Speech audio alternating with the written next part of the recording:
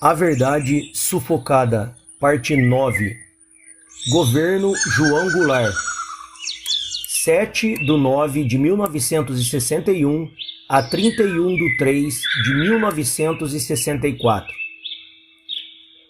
João Belchior Marques Goulart, Jango, advogado, natural de São Borja, Rio Grande do Sul, iniciou suas atividades políticas em 1946, no Partido Trabalhista Brasileiro, PTB. Eleito deputado estadual no período de 1946 a 1950 e deputado federal em 1951. Foi também ministro do Trabalho, Indústria e Comércio no governo Getúlio Vargas. Candidatou-se ao Senado em 1954, mas foi derrotado. Foi vice-presidente da República no governo Juscelino Kubitschek e, por força de dispositivo constitucional, presidente do Senado 1956-1961. Em 1960, reelegeu-se vice-presidente da República, concorrendo na chapa de oposição ao candidato da União Democrática Nacional, UDN, Jânio Quadros.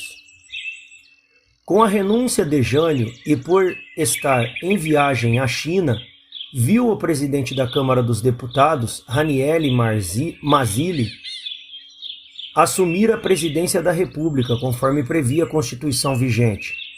Nessa ocasião, os ministros militares de Jânio, general Odílio Denis, da Guerra, brigadeiro Grum Moss, da Aeronáutica, e o almirante Civil Reck, da Marinha, tentaram impedir, sem sucesso, a posse de Jango.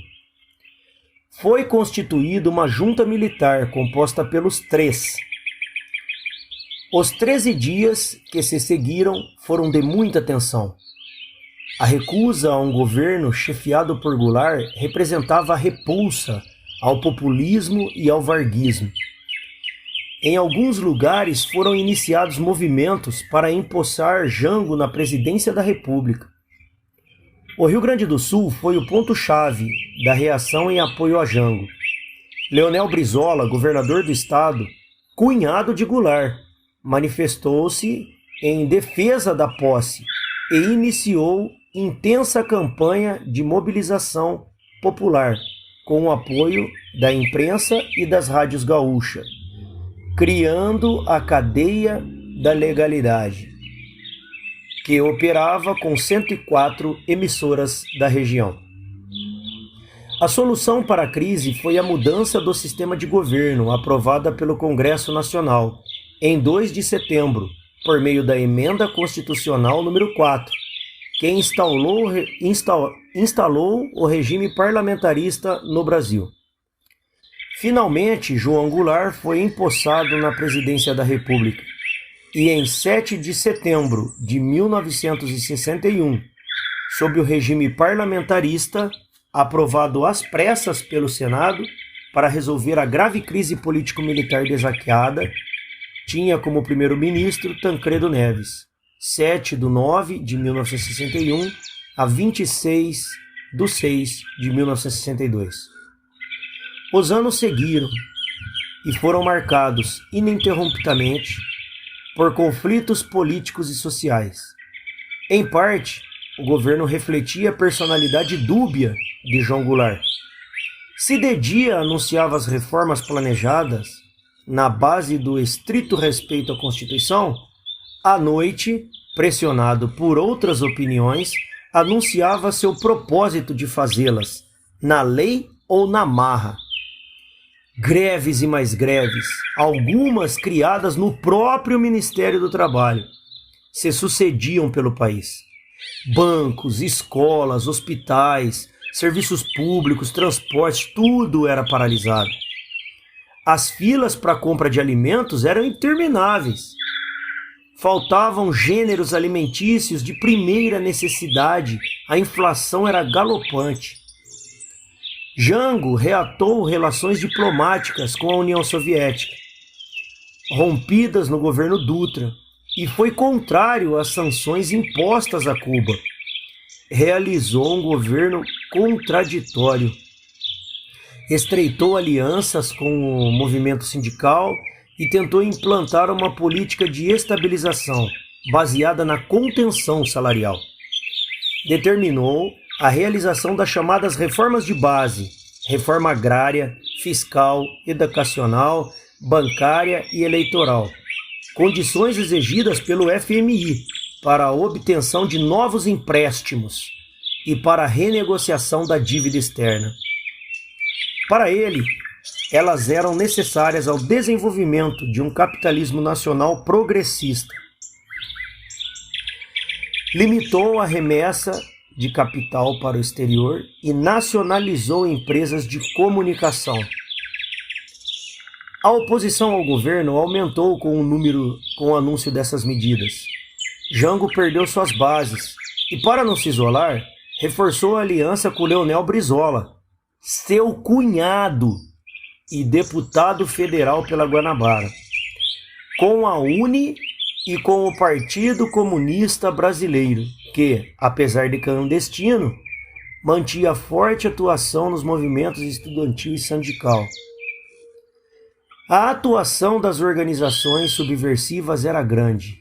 Em 18 de novembro de 1961, uma delegação de comunistas brasileiros, enviada ao 22º Congresso do Partido Comunista da União Soviética, foi recebida no Kremlin por dirigentes russos. Lá, Luiz Carlos Prestes e seus seguidores receberam instruções para o preparo político das massas operárias e camponesas para a montagem da luta armada no Brasil. No início de 1962, os comunistas conquistaram o domínio da UNE e da Petrobras. O 6º Congresso dos Ferroviários mostrou o nível de infiltração comunista no setor de transportes.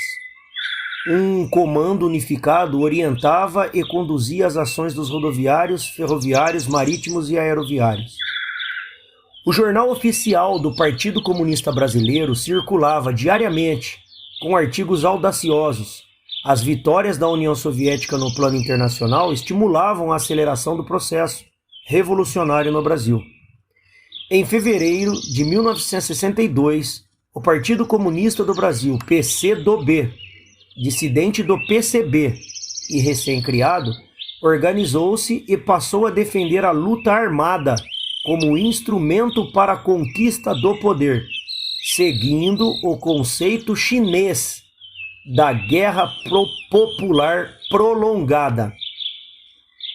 A tensão social em junho de 1962 era dramática. A excitação popular atingiu o auge em Caxias, Rio Grande do Sul, em 5 de julho, com a greve no setor petrolífero, com expressivos prejuízos para o Brasil. O movimento grevista crescia dia a dia. O Comando Geral dos Trabalhadores, CGT, criado em 5 de julho de 1962, apresentou numerosas exigências, ameaçando com uma greve geral. O movimento operário levantou a bandeira da luta por um novo poder, a greve política. O CGT emitia manifestos e instruções com as diretrizes do Partido Comunista Brasileiro. Em 14 de setembro, deflagrou nova greve geral e antecipação do plebiscito para a consulta popular sobre o sistema de governo. O movimento grevista paralisou quase totalmente a nação e declarou em manifesto que a vitória comunista estava próxima. Abre aspas. Os sinais de conspiração janguista podiam ser vistos por toda parte, segundo Júlio Mesquita Filho. O próprio governo orientava as greves, que se sucediam, e incentivava a quebra da hierarquia militar, apoiando os sargentos e marinheiros em rebelião contra seus superiores. No meio da sucessão da crise, Luiz Carlos Prestes chegou a dizer publicamente que os comunistas já estão no governo, embora não no poder. Estado de São Paulo, caderno 2, Trajetória de um Liberal movido pelo amor ao país. 12/7/1999. Fecha aspas.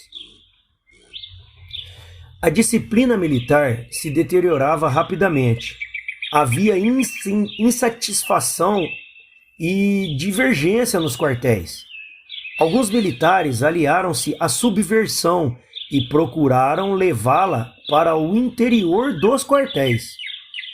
Em março de 1962, a Associação dos Marinheiros e Fuzileiros Navais do Brasil foi fundada e tornar-se-ia mais um centro de agitação comunista. O exército era constantemente atacado pela imprensa comunista, particularmente pelas atividades contra as ligas camponesas. A pregação comunista tornava-se franca e aberta. Preparava-se o povo para fazer a revolução. A esquerda alegava que as dificuldades do país não provinham das ações fracas do presidente, mas sim dos problemas acarretados pelo regime parlamentarista. A revogação do parlamentarismo, após um plebiscito nacional, em 6 de janeiro de 1963, levou João Goulart a assumir o governo com todos os poderes do regime presidencialista. No entanto, isso mostrou que, com mais poderes, o presidente somente deu curso a maiores desordens. Crescia a agitação política. Na esquerda, apoiando Jango, estavam organizações como União Nacional dos Estudantes, UNE, Comando Geral dos Trabalhadores, CGT, os partidos comunistas, as ligas camponesas e outras. O PCB era o núcleo dominante das decisões e seguia a orientação ditada pelo Comitê Central. Aspirava a alcançar o poder em curto prazo, pelos processos que lhe pareciam menos arriscados e mais vantajosos. Existia ainda outras organizações, como o Partido Operário Revolucionário Trotskistas, PORT, a Ação Popular, AP, Política Operária, POLOP, e o Grupo dos 11, de Leonel Brizola, que pretendiam atingir o poder pelas armas. Era clara a ingerência externa para transformar o país em uma república comunista. O movimento de cultura popular criado em Recife, com o apoio da UNE, do Ministério da Educação e com o auxílio financeiro externo, se desenvolvia em todo o país. Sob o disfarce de combate ao analfabetismo, realizavam abertamente a doutrinação comunista. Vindos de Moscou, substanciais fundos fortaleciam a UNE, que publicava um jornal semanal marxista e panfletos inflamados e distribuía material de leitura para combater o analfabetismo. Esse material incluía o Manual de Guerrilha de Che Guevara, traduzido por comunistas brasileiros. Líderes da UNE fomentavam greves estudantis e distúrbios de rua. De 28 a 30 de março de 1963, o Partido Comunista Brasileiro promoveu o Congresso Continental de Solidariedade a Cuba, reunindo em Niterói, na sede do Sindicato dos Operários Navais, delegações de várias nacionalidades. Luiz Carlos Prestes, em sua abertura, disse que gostaria que o Brasil fosse a primeira nação sul-americana a seguir o exemplo da pátria de Fidel Castro. A Revolução Cubana servia de modelo para organizações revolucionárias comunistas, atuantes na época, que concordavam com a luta armada para a conquista do poder. No ano de 1963, foi pródigo de conflitos na área rural. A violência era pregada abertamente. Grupos armados em vários pontos do país invadiam propriedades, com a conivência de autoridades e de membros da Igreja Católica. O movimento crescia com discursos inflamados de Miguel Arraes, Pelope da Silveira e outros líderes de esquerda. Mais de 270 sindicatos rurais eram reconhecidos pelo Ministério do Trabalho, a maioria infiltrada por líderes comunistas. Enquanto fazendeiros e sindicalistas se armavam, os conflitos se multiplicavam. Dezenas de mortos e feridos era o saldo desse confronto. Segundo Prestes, o PCB já podia se considerar no governo. Cargos importantes no governo federal e estadual e no judiciário estavam em mãos de comunistas e seus aliados.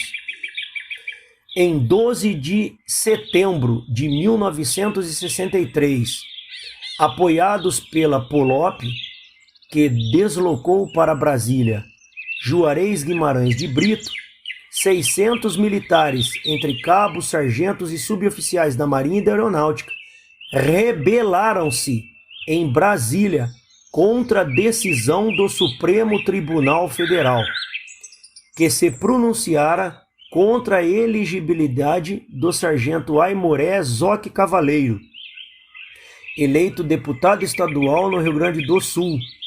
A Constituição de 1946 declarava inelegíveis os militares da ativa.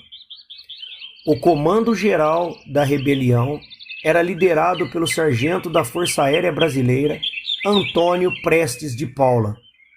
Os revoltosos ocuparam a capital federal, o Departamento Federal de Segurança Pública, a Estação Central de Rádio Patrulha, o Ministério da Marinha e o Departamento de Telefones Urbanos e Interurbanos. E a seguir, prenderam alguns oficiais, levando-os para a base aérea de Brasília. A reação à rebelião logo se fez sentir. Os blindados do Exército ocuparam pontos estratégicos de Brasília e se dirigiram para o Ministério da Marinha, onde os rebeldes se entregaram.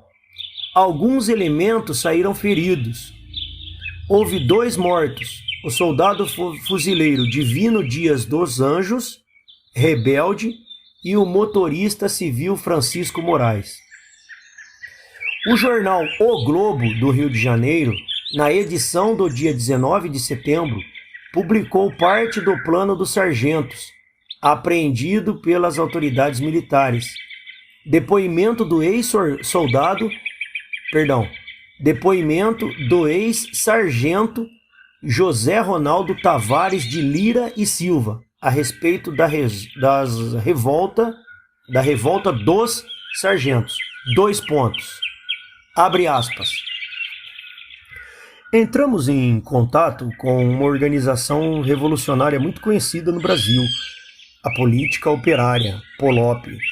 A Polop surgiu depois de 1960 e tiveram uma participação muito ativa na ocupação de Brasília em 1963.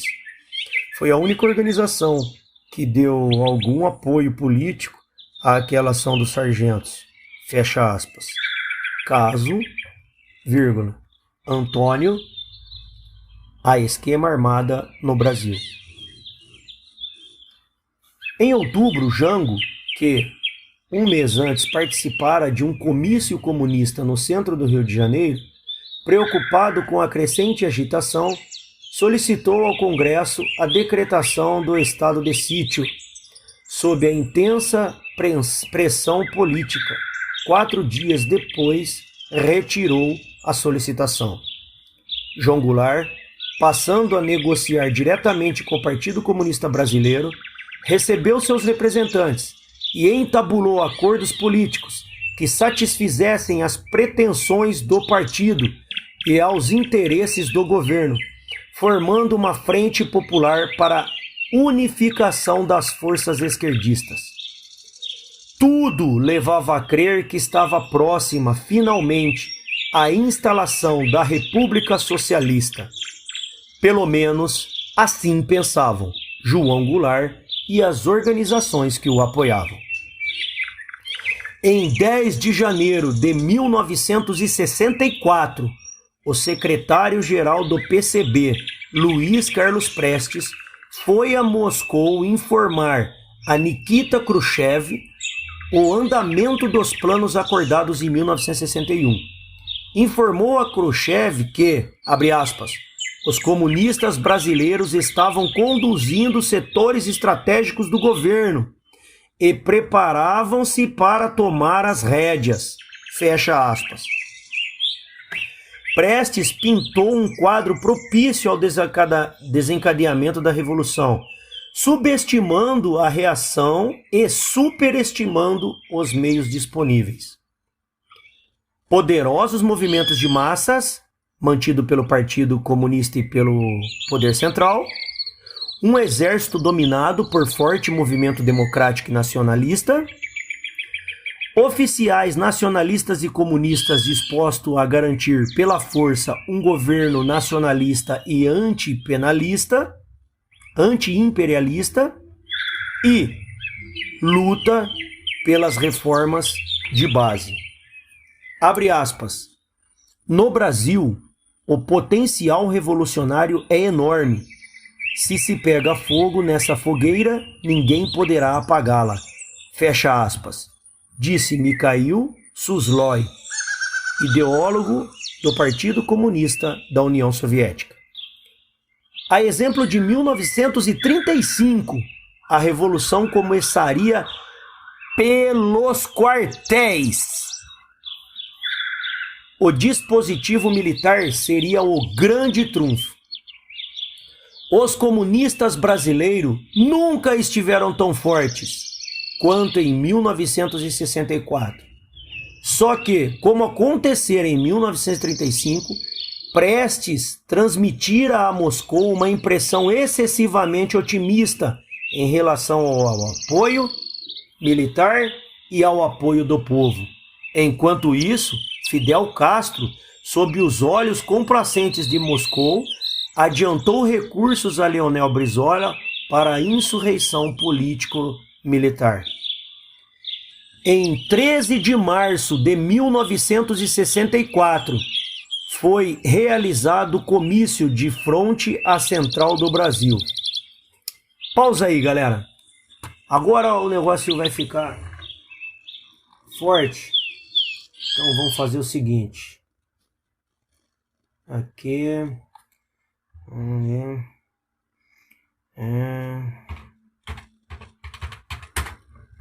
Aqui.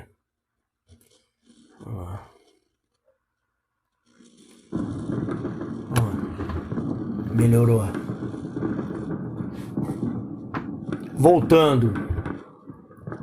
Em 13 de março de 1964, foi realizado um comício de fronte à Central do Brasil, no Rio de Janeiro, patrocinado pelo Partido Comunista Brasileiro. Naquela ocasião, o presidente anunciou um elenco de mensagens radicais a serem enviadas ao Congresso.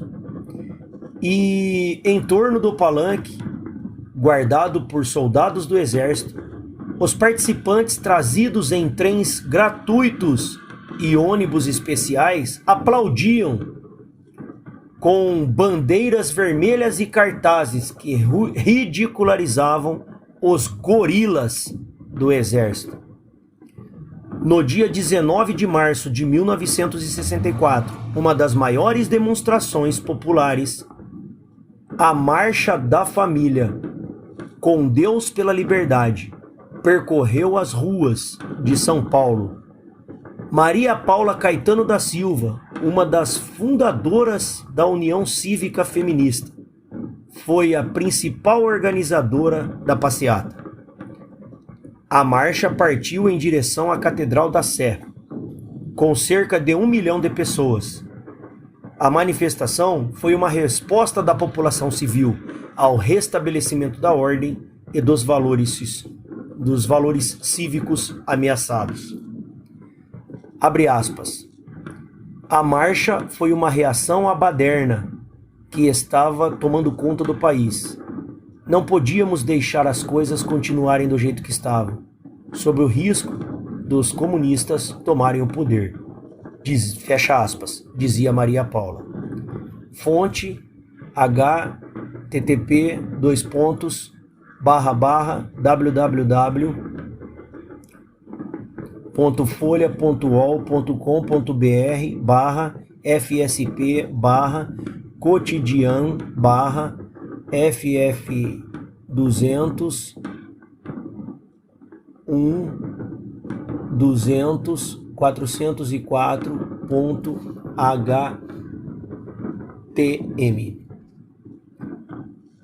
Fala-se abertamente que a partir de 1º de maio o Brasil estaria completamente comunizado. A crise econômica, marcada por inflação desenfreada, era favorável à situação revolucionária. Os meios de comunicação social, jornais, rádios, peças teatrais, músicas, etc., infiltrados por comunistas, conclamavam a subversão. Poucos dias mais tarde, em 25 de março, um grupo de marinheiros indisciplinados, sob a liderança de José Anselmo dos Santos, o Cabo Anselmo, em uma reunião no Sindicato dos Metalúrgicos, no Rio de Janeiro, revoltou-se. Em 30 de março, o presidente da República compareceu no Automóvel Clube do Brasil a uma assembleia que reuniu 2.000 sargentos. Ouviu passivamente os discursos inflamados que atentavam contra a hierarquia e a disciplina militar. Dias decisivos. A situação para o caos estava apontada. Tudo com a conivência de um presidente fraco, sem discernimento, ansioso por manter o poder, custasse o que custasse. 3 de março de 1964, estudantes impediram a aula inaugural do reitor da Universidade Federal da Bahia, Clemente Mariani. 13 de março de 1964, comício na Central do Brasil. 19 de março de 1964, Marcha da Família com Deus pela Liberdade, São Paulo. 25 de março de 64, reunião dos marinheiros no Sindicato dos Metalúrgicos. 26 de março de 1964, Marighella declara, abre aspas, o partido precisa se preparar, pois está em vias de assumir o poder, fecha aspas. 30 de março de 64, encerra-se em Goiânia o 6º ciclo sobre marxismo, conduzido pelo comunista Jacob Gorender e realizado pelo DCE, com apoio da reitoria da Universidade Federal de Goiás. Jacob Gorender estivera na União Soviética por 2 anos, voltando em 1957. 30 de março ainda de 64, Assembleia dos Sargentos, na sede do Automóvel Clube do Rio de Janeiro, com a presença de Goulart, que fez discurso de incitamento à disciplina. E 31 de março de 1964, o comandante da 4ª Região Militar, sediada em Juiz de Fora, Minas Gerais, incitou a movimentação de tropas em direção ao Rio de Janeiro. Apesar de algumas tentativas de resistência, o presidente João Goulart reconheceu a impossibilidade de oposição ao movimento militar que o destituiu. Em documento de autocrítica posterior à Revolução, intitulado Esquema para Discussão, editado em 1964, o Partido Comunista afirma, abre aspas, incorremos em grave subestimação de forças do inimigo e não estávamos preparados para enfrentar o golpe da direita. acreditávamos em uma vitória fácil, através de um simples pronunciamento do dispositivo de Goulart, secundado pelo movimento de massas. Absolutizamos a possibilidade de um caminho pacífico e não nos preparamos para enfrentar o emprego da luta armada pela reação. Fecha aspas. As condições objetivas e subjetivas para a tomada do poder, sem nenhuma dúvida, estavam presentes. Bastava somente um fato político, ou não, para que as coisas se precipitassem. Era tudo uma questão de mais dia ou menos dia. Um gigante, porém, acordou de seu sono e trouxe a reação que a nação precisava. Com precisão cirúrgica e, por isso, sem derramamento de sangue, o Exército Brasileiro, com o apoio das Forças Armadas co-irmãs, partiu ao encontro dos verdadeiros anseios do povo, livrando a nação das garras dos comunistas e impondo-lhes nova e acachapante derrota. Recordar os momentos da reação é trazer de volta as emoções que passaram a ditar os meus atos a partir daí. Tinha a mais nítida convicção de ter escolhido o lado certo, o do Brasil, livre e soberano. Fontes: Torres, Raimundo Negrão. Fascínio dos anos de chumbo.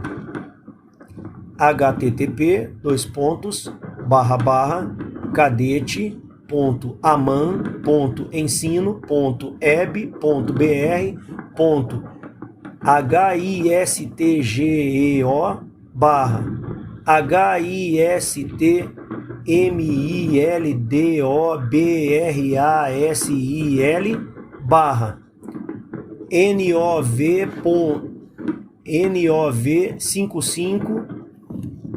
Como é que chama isso aqui? Underline 64/12 DIASDEC.htm.